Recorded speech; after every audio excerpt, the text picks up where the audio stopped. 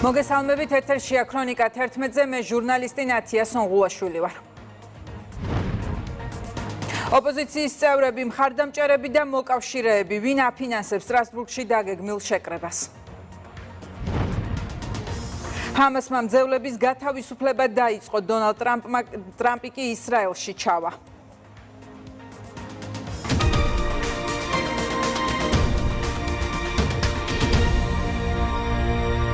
პარლამენტის თავმჯდომარე წერს, რომ სანამ ბრიუსელი არ გაემიჯნება პრეზიდენტის სასახლეზე ძალადობრივ შტურმს, ის დარჩება ექსტრემიზმის მხარდამჭერად. ერთადერთი, ვინც განვითარებულ მოვლენებზე შეშფოთება გამოთქვა, ეუთოს საპარლამენტო ასამბლეის სპეციალური წარმომადგენელი სამხრეთ კავკასიაში ლუის გრასა იყო. მანამ სანამ ბრიუსელი არ დაგმობს და არ გაემიჯნება მისგან მხარდაჭერილი ჯგუფების მიერ საქართველოს პრეზიდენტის სასახლის ძალადობრივ შტურმს, ის დარჩება ექსტრემიზმის მხარდამჭერად. აფინანსებს თუ არა ევროკავშირის სტრასბურგში დაგეგმილ შეხვედრებს. ქრონიკამ კითხვით ევროკავშირის საელჩოს მიმართა და ველოდებით პასუხს. 20-23 ოქტომბრის პერიოდში გაიმართება შეხვედრების სპიკერები კი არიან მაგალითად ნანუკა ჟორჟოლიანი, გიორგი ახობაძე, ნინო დოლიძე, შოთა დიღმელაშვილი და ანა ფოტიგა. დაგეგმილი დისკუსია უკვე შეფასდა სიძულვილისა და რადიკალიზაციის ღონისძიებად. შინაგან საქმეთა სამინისტრომ თურქეთის სამართალდამცავ ორგანოებთან ერთობლივად ჩატარებული საგამოძიებო მოქმედებების შედეგად წარსულში არაერთი დანაშაულისთვის ნასამართლევი ადამიანი დააკავა. მას ბრალად ედება ჯანმრთელობის განზრახ, მსუბუქი დაზიანება და ცეცხლსასროლი იარაღის მართლსაწინააღმდეგო შეძენა შენახვა ტარება. გამოძიებით დადგინდა, რომ ბრალდებულმა ბათუმში ყოფით საკითხზე დაწყებული კონფლიქტის ნიადაგზე ერთი ადამიანი ცეცხლსასროლი იარაღიდან გასროლით ქვედა კიდურის არეში დაჭრა და შემთხვევის ადგილიდან სარფის სასაზღვრო გამშვები პუნქტის მიმართულებით ქვეყნიდან მიმალვის მიზნით გაემართა. თუმცა ის დააკავეს. დაჭრილი მამაკაცი საავადმყოფოში მოათავსეს, სადაც შესაბამისი სამედიცინო დახმარება ჩაუტარდა.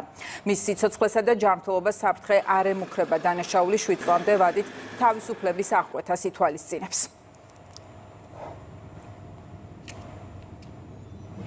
ერთჯერადი გამოყენების პლასტიკის მოხმარების რეგულირების საკითხებზე გარემოს დაცვისა და სოფლის მეურნეობის სამინისტროში იმსჯელეს შეხვედრა ბიზნეს სექტორის წარმომადგენლებთან გაიმართა, რომელსაც ესწრებოდნენ სავაჭრო ქსელების წარმომადგენლები, პლასტმასის მწარმოებლები და იმპორტიორები. იგეგმება პლასტმასის გამოყენების აკრძალვა. ჩვენ მქონდა დღეს ბიზნეს სექტორის წარმომადგენლებთან შეხვედრა, ძალიან კონსტრუქციული შეხვედრა, რომელმაც საშუალება მოგცვა, რომ ჩვენ ფაქტობრივად შევთანხმებულიყავით იმ ძირეულ საკითხებზე, რომელიც შეეხება მომდევნო წლიდან გარკვეული ტიპის პლასტიკის პროდუქციის ბაზარზე განთავსების, იმპორტის აკრძალვას და ასევე გამოყენების აკრძალვას. ჩვენთვის ეს არის მთავარი ამოცანა, რომ შევამციროთ პლასტიკის მოხმარება ყოველდღიურ ცხოვრებაში და დავიცვათ ადამიანის ჯანმრთელობა და ბუნებრივია გაუფრთხილდეთ ასევე ჩვენ საცხოვრებელ გარემოს. ჩვენ შევჯერდით საბოლოო ვადებზე, რომ ისე რომ არც ბიზნესი დაზარალდეს და სახელმწიფოსთვისაც მისაღები იყოს ეს რეგულაციები, ჩვენ ყველა შევთანხმდით იმაზე, რომ რა თქმა უნდა ის რაც ჯანმრთელობისთვის მავნეა, არც ბიზნესისთვის არის ხელსაყრელი. შევჯერდით, რომ გონივრულ ვადაში ჩავეტევით იმ არსებულ ნაშთებზე, რაც გვაქვს ამ ეტაპისთვის და რასაც მოვასწრებთ იანვარში იმპორტს. ვარდისფერი ოქტომბერი მსოფლიოში მიმდინარე კამპანიებს უერთდება საქართველოს დაგეგმილია სკრინინგის აქციები, საინფორმაციო და სამუშაო შეხვედრები. ჯანდაცვის მინისტრის განცხადებით დაავადების განკურნებისთვის მნიშვნელოვანია პრევენციული სკრინინგი და ადრეული დიაგნოსტიკა.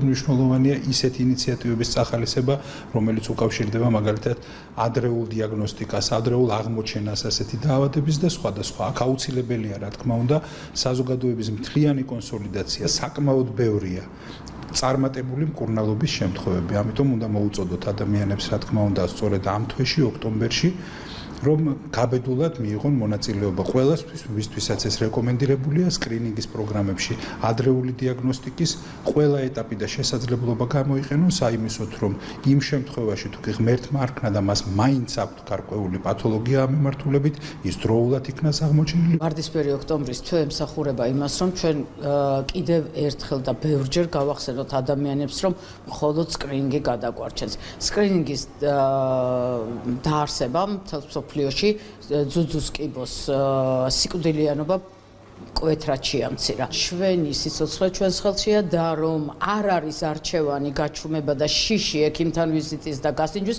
ყოველი დღე შეიძლება გახდეს ყველაზე მნიშვნელოვანი ჩვენს ცხოვრებაში. პატარა ჯირკვალი მქონდა, ცოტა ვიმკურნალე. მე გავანებე თავი მკურნალობას და ახლა მომიწია უკვე სერიოზული გამოკვლევები, სერიოზული და დამდგინდა კიდევაც დიაგნოზი, რომლითაც შოკირებული ვიყავი. და მე ალბათ ვთხოვდი ყველა ქალბატონს, ალბათ მამაკაცსაც, რომ მივიდნენ სკრინინგზე. ქრონიკა დასრულებულია, პირდაპირ ეთერში 14 საათზე დავბრუნდებით დროებით.